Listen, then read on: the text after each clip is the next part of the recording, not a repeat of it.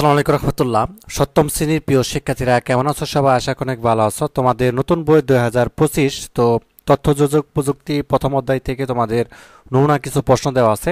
তো এটা হচ্ছে পৃষ্ঠা নাম্বার 16 তোমাদের, ঠিক আছে? প্রাত্যহিক জীবনে তথ্য যোগাযোগ প্রযুক্তি। তো এগুলো হচ্ছে আনসারগুলো আজকে আমরা দেখব। তো প্রথম যে প্রশ্নটা করা হয়েছে আমাদের 1 নাম্বার, কোন আবিষ্কারের ফলে নতুন কোথাও ভ্রমণের ক্ষেত্রে পথঘাট চিনতে সুবিধা হয়? ঠিক আছে, অর্থাৎ আমরা যখন বিভিন্ন জায়গায় যাই বা ভ্রমণ করি তখন আসলে কোনটা আবিষ্কারের ফলে আমরা পথঘাট চিনতে পারি যে হ্যাঁ লোকেশন এটা বা এখান থেকে। তো এটা কি কম্পিউটার, ইন্টারনেট না মোবাইল ফোন? অবশ্যই জিপিএস। জিপিএস এর মাধ্যমে তো আমরা জানতে পারি যে আমরা কোথায় আছি বা কোন যেতে চাই। জিপিএস হবে গ নাম্বারটা। নিউট্রিনো সম্পর্কে সঠিকভাবে জানতে আমরা কোনটি ব্যবহার করব? অবশ্যই ইন্টারনেট ব্যবহার করব, খ নাম্বারটা। তথ্য যোগাযোগ প্রযুক্তি ব্যবহার করে বই পড়া যায়, ব্যাংকের লেনদেন করা যায়, গেম খেলা যায়, তিনটাই তো গ নাম্বারটা। এখানে বলছে যে নিচের অনুচ্ছেদটি পড়ো এবং 4-5 নম্বর প্রশ্ন উত্তর দাও। রেবা এবার উচ্চ মাধ্যমিক সার্টিফিকেট পরীক্ষায় উত্তীর্ণ হয়েছে, সে বিশ্ববিদ্যালয়ে ভর্তি হবে।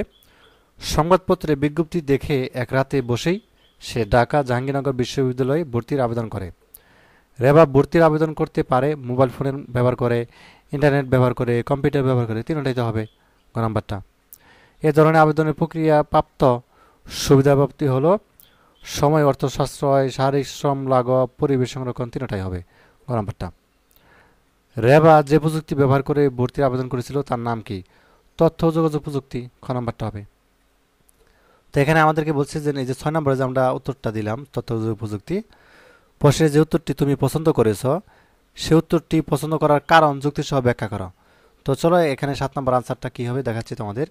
তো তুমি লিখবা রেবা মোবাইল বা ইন্টারনেট প্রযুক্তি বা কম্পিউটার যে কোনো মাধ্যমে ভর্তি আবেদন করতে পারে। তো এগুলি সবই তথ্য যোগাযোগ প্রযুক্তির অন্তর্ভুক্ত।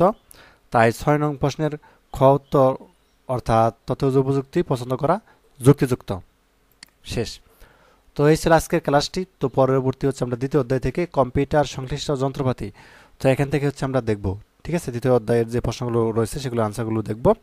আর যারা নতুন রয়েছে আর যাদের স্কুল চ্যানেলটি অবশ্যই সাবস্ক্রাইব করে রাখো। ধন্যবাদ সবাইকে। আল্লাহ হাফেজ।